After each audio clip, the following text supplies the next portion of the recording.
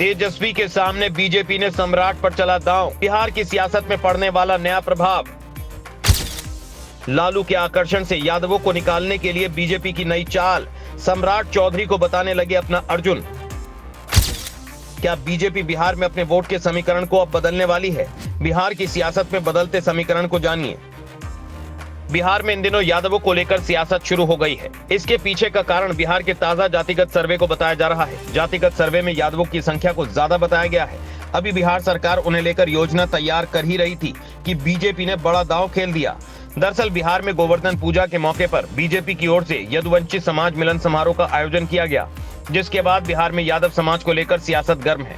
इसी बीच यादवों के एक संगठन की ओर से बीजेपी कार्यालय के आसपास एक पोस्टर लगाया गया है, जिसमें बीजेपी प्रदेश अध्यक्ष सम्राट चौधरी को न केवल अर्जुन के रूप में दिखाया गया है, बल्कि भावी मुख्यमंत्री भी बताया गया है।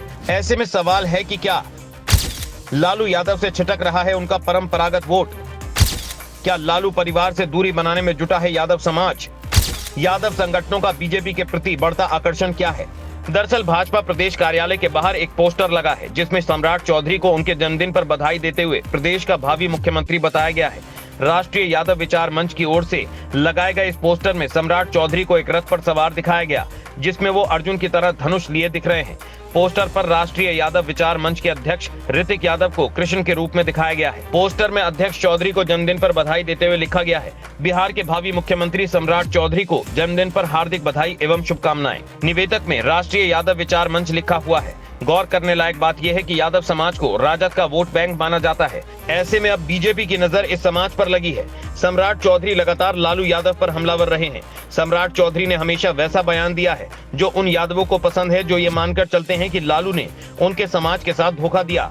सम्राट चौधरी साफ कहते हैं कि लालू यादव ने यादव जाति के नेताओं को नजरअंदाज करते हुए अपनी पत्नी राबड़ी देवी को 1997 में मुख्यमंत्री के पद पर बिठा दिया। सम्राट चौधरी हमेशा लालू यादव की राजनीतिक पहचान को उनके परिवार से जोड़कर बताते हैं। सम्राट चौधरी लालू यादव की सियासी विरासत को किसी अन्य यादव जाति में फैलाने की जगह घर तक सिमटा कर रखने की बात करते हैं। सियासी जानकार मानते हैं कि सम्राट चौधरी की यही अदा अब यादवों को भाने लगी है।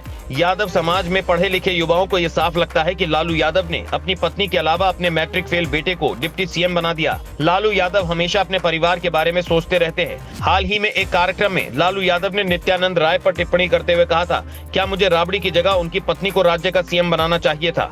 लालू यादव ने यहाँ अपने बड़े बेटे तेज प्रताप यादव का जिक्र करते हुए कहा कि हम यदि उनके खिलाफ तेज प्रताप को खड़ा कर दें तो नित्यानंद राय की जमानत जब्त हो जाएगी। लालू यादव ने अपने करीब रहे एक और नेता पर व्यक्तिगत टिप्पणी की।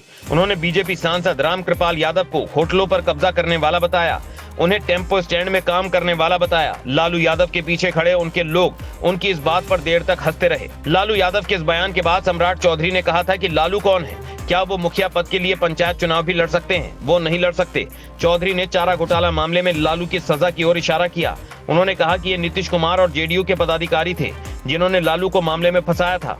चौधरी ने कहा कि अगर लालू के पास अपने कारावास और राजनीतिक भविष्य के बारे में कोई सवाल है तो उन्हें इसे नीतीश कुमार और उनके जेडीयू पदाधिकारियों के साथ साथ कांग्रेस नेता राहुल गांधी के सामने उठाना चाहिए। सम्राट ने लालू यादव को आदतन अपराधी कहते हुए गुंडा राज और जंगल राज का प्रतीक करार दिया। सम्राट चौधरी लगातार यदुवंशी सम्मेलन के बाद लालू यादव पर हमलावर हैं। सम्राट चौधरी के इस बयान को यादव समाज पसंद कर रहा है। ध्यान रहे कि लालू प्रसाद यादव ने यादव समुदाय को अपनी ओर खींचने की भाजपा की कोशिशों की आलोचना की, जो दशकों से उनके वफादार समर्थक रहे हैं। पटना में एक समारोह में बोलते हुए प्रसाद ने भाजपा के यदुवंशी मिलन कार्यक्रम का जिक्र किया और पार्टी पर राक्षस राजा कंस की तरह व्यवहार करते हुए भगवान कृष्ण के नाम का आवाहन करने का आरोप लगाया। उन्होंने आरक्षण को 75% तक बढ़ाने के नीतीश सरकार के कदम की सराहना की और देश में बढ़ते सांप्रदायिक तनाव पर चिंता व्यक्त की।